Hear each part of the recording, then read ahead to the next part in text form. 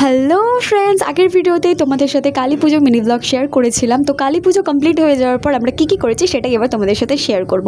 তো আমার দামোদর মাসের যে রুটিনটা আছে দীপদানের, সেটাই আমি করছিলাম। প্রদীপ আমি বাড়ি থেকে আনতে ভুলে গেছিলাম, এর জন্যই আমি শুকনো তুলসী গাছের যে কাঠ হয় সেই কাঠের মধ্যে তুলো জড়িয়ে তাতে ঘি দিয়ে ঠাকুরকে আমি রাধা মাধবকে দীপ প্রদান করেছিলাম। দীপ প্রদান হয়ে যাওয়ার পরে দেখতে পাচ্ছি আমি সব বাজিগুলোকে নিয়ে একটা ঝুড়ির মধ্যে নিয়েছিলাম, নিয়ে এবার সোজা যাচ্ছিলাম ছাদে। আর লক্ষ্মণও ডিউটি থেকে চলে এসেছিলো, ডিউটিতেও ছুটি পাইনি, তাই মর্নিং শিফট করেও বাড়ি চলে এসেছিলো।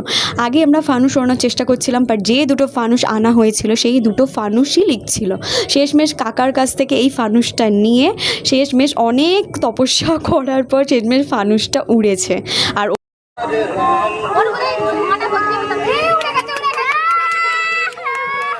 সবার আনন্দটা দেখেছো, দুখানা ফানুস লিক হওয়ার সত্ত্বেও এই ফানুসটা কাকা দিয়েছিল, সেই ফানুসটা শেষমেশ উড়েছে। তারপর আস্তে আস্তে আমরা সমস্ত বাজিগুলো ফাটাচ্ছিলাম। আমরা অনেক বাজি কিনেছি, সবাই মিলে প্রচুর মজা করেছি বাজি ফাটিয়ে।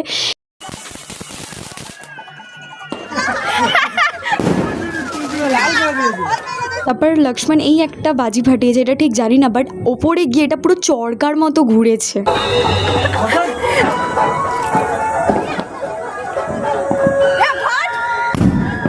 বাজি ফাটাতে ফাটাতে লক্ষণের পায়ের ওই জায়গাটা বাজির আগুন লেগে ফুটো হয়ে গেছিলো। শেষমেশ ঠাকুমা ওপরে এসছে, সমস্ত পুজো পালি কমপ্লিট হয়ে গেছিলো, সমস্ত গুছিয়ে গেছি, একটু প্রসাদ খেয়ে তারপর ঠাকুমা উপরে উঠে এসেছিলো কেমন বাজি ফাটাচ্ছি সেটা দেখার জন্য। তারপর আমি ঠাকুমাকে দিয়েছিলাম এই বড় মশালটা। ঠাকুমা কতটা ভয় পেয়েছে দেখো, জুয়ের হাত ধরে টেনে রং মশালটা ধরিয়ে দিল। দেখো